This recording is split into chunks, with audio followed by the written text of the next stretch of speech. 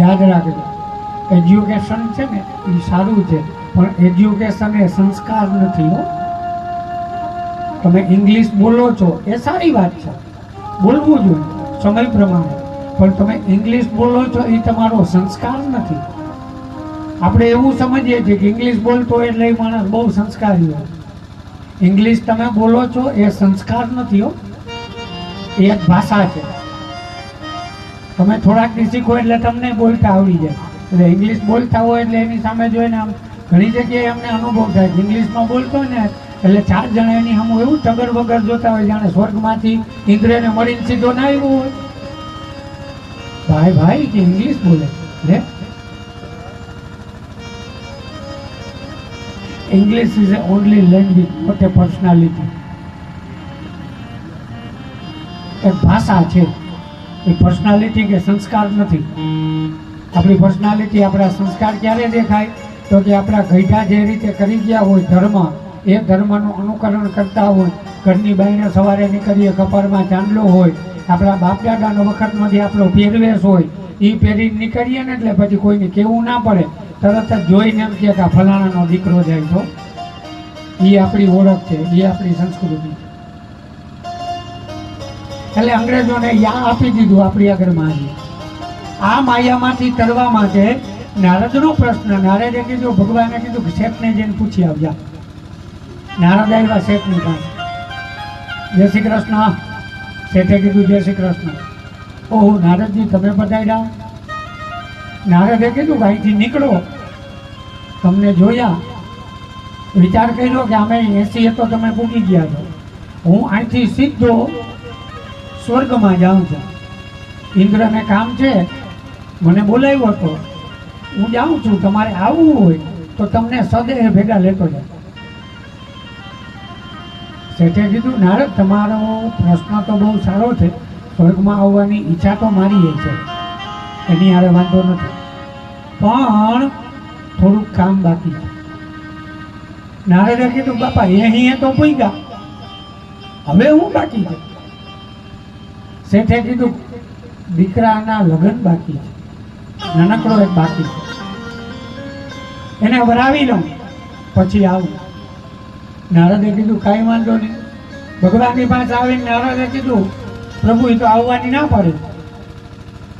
સમજો, કપિલ ભગવાન માં દેવહૂતિને કહે છે કે માં જે સ્થિતિમાં જીવ હોય એ સ્થિતિ એ જીવને વાલી લાગે છે. ગમે એવું દુઃખ હોય ને તોય મજા આવે. ભગવાને કીધું કાંઈ વાંધો નહીં, થોડાક દિવસ જવા દે, પછી ચક્કર મારજે શેઠ આગળ, કે તેનો દીકરો પૈણી જાય. નારદ આવ્યા થોડા સમય પછી શેઠની પાસે. બંગલે આવ્યા તો મોટો દીકરો બેઠો હતો, શેઠ નતા. નારદે મોટા દીકરાને પૂછ્યું ભાઈ તમારા બાપુજી? મોટા દીકરાએ કીધું કે તો જય શ્રી કૃષ્ણ, ગુજરી ગયા. નારદે યોગ દ્રષ્ટિથી જોયું, નારદને ખબર પડી શેઠનો બીજો અવતાર કૂતરાની યોનિમાં થયો તો ત્યાં બંગલાના દરવાજા પાસે જ ઊભો હતો. નારદ આવ્યા ત્યાં, કૂતરાની યોનિમાં શેઠનો જીવ છે. નારદે પૂછ્યું હવે આવું જ? હવે તો આ બીજો અવતાર લઈ લીધો, આ કૂતરામાં આવ્યો, હવે તો હાલ. કૂતરાની યોનિમાં છે છતાં શેઠનો શબ્દ કે નારદ આવવું છે પણ થોડીક વાર છે. નારદે કીધું કે હવે હું વાર છે, આ કૂતરામાં તો આવ્યો. શેઠે જવાબ આપ્યો, કહ્યું નારદ છોકરા આખો દી ધંધે ગયા હોય, થાયકા ભાઈકા ઘરે આવ્યા હોય, હમણાં ચોરી બહુ થાય છે. હું અહીં દરવાજે બેઠો હું ને તો ચોર નથી આવતા. કાંઈક પોલીસ બંદોબસ્ત બરોબર થઈ જાય પછી હું આવું. નારદે કીધું કાંઈ વાંધો નહીં. થોડો સમય પછી નારદ પાછા આવ્યા. શેઠના દીકરાને પૂછ્યું કે દરવાજા આગળ કૂતરો બેઠો હતો. શેઠના દીકરાએ કીધું કે તો ગુજરી ગયો.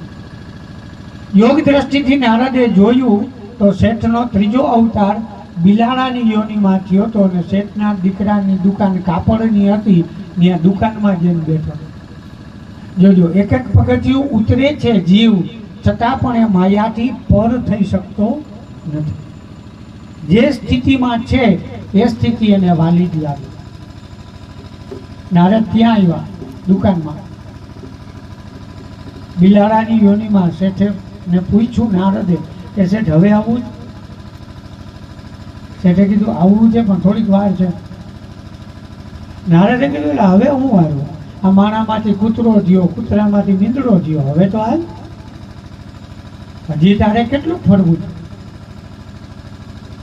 શેઠે જવાબ આપ્યો નારદને કે નારદ, છોકરાને કાપડની દુકાન છે, ઉંદેડા બહુ છે, એક બેનું જય શ્રી કૃષ્ણ કરી નાખ્યું, એક બે બાકી છે એનું કરી લઉં પછી આવું. નારદે કીધું કઈ વાંધો નહીં. થોડો સમય પછી નારદ પાછા આવ્યા. શેઠના દીકરાને પૂછ્યું કે તમારી દુકાનમાં મીંદડો હતો એનો? શેઠના દીકરાએ કીધું કીધું જય શ્રી કૃષ્ણ. યોગ દ્રષ્ટિથી નારદે જોયું શેઠનો ચોથો અવતાર ગટરમાં કીડા તરીકે થયો હતો અને ગટરની અંદર એ કીડો હતો. નારદ ત્યાં આવ્યા, આવીને પૂછ્યું શેઠ હવે આવું છે? હવે તો તું અહીંયા નરકની યાતના ભોગવે છે, હજી તને લઈ જાઉં. ગટરમાં પડેલો આ શેઠનો જીવ નારદને જવાબ આપે કે નારદ આવવું છે પણ મારી એક શરત છે. નારદે કીધું બોલો શું? ગટરમાં નરકની યાતના ભોગવતા એ શેઠના જીવે જવાબ આપ્યો કે નારદ